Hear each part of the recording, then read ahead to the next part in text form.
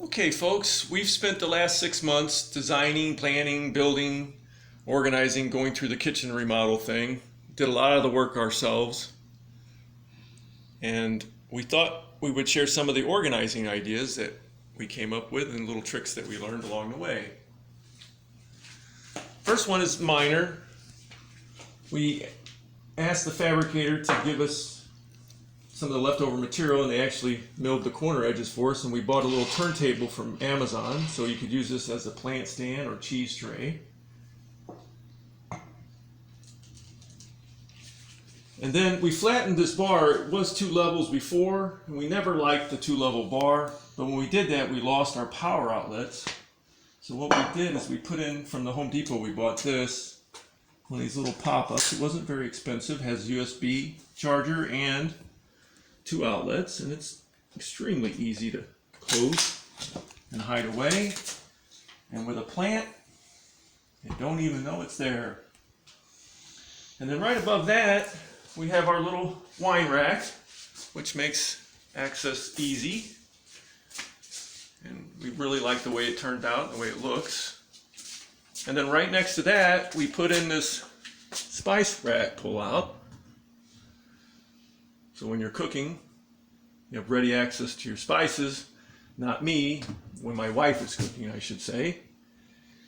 And then she also had this little turntable spice rack that we were able to actually fit inside this small cabinet, which we thought was a really good idea.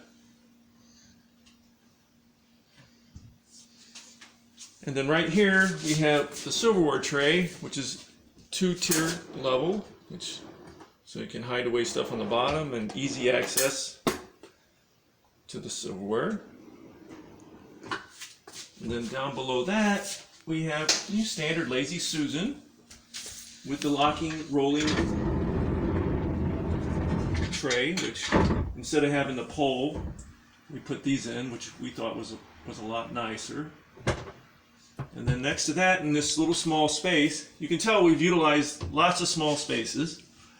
We bought one of these little organizing racks and I actually cut it into 2 pieces and put top and bottom for the cutting boards and the cookie sheets.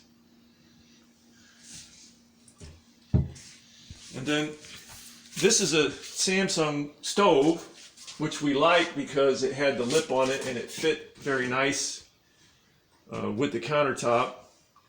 And above that's a Whirlpool microwave, which is half height.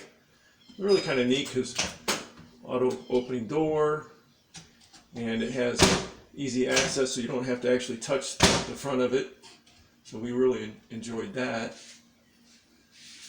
And then over here we've got, next to the stove, a really nice utensil pull out for organizing all your cooking items.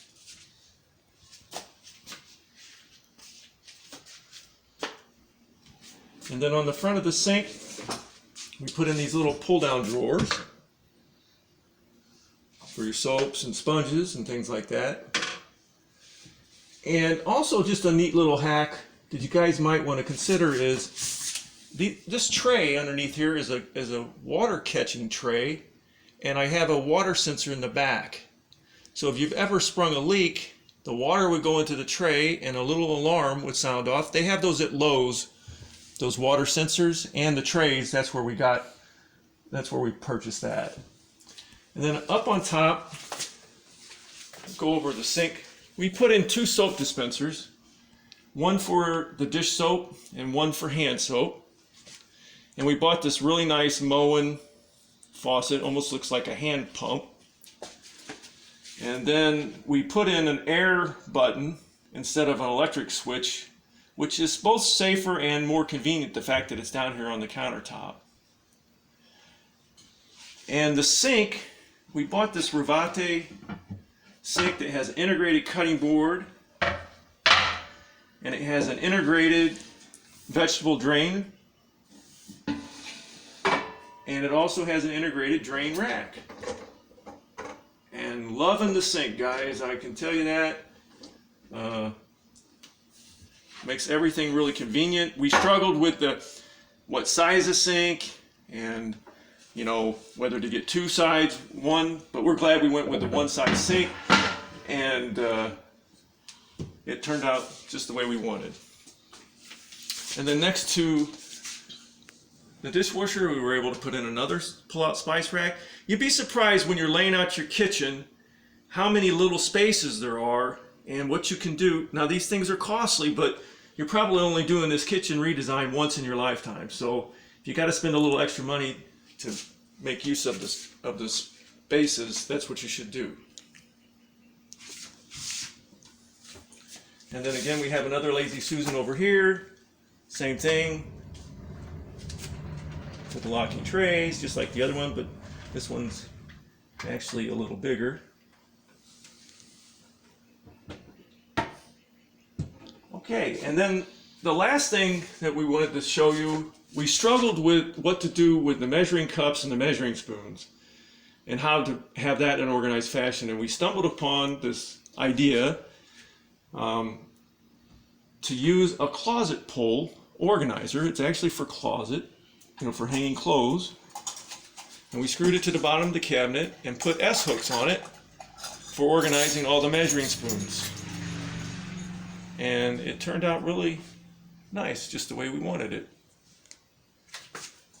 And the one last thing is, you notice these drawers are really small, and we were able to actually get a little knife organizer in here for all the knives, so you don't have to have them up on the counter, which turned out just perfect.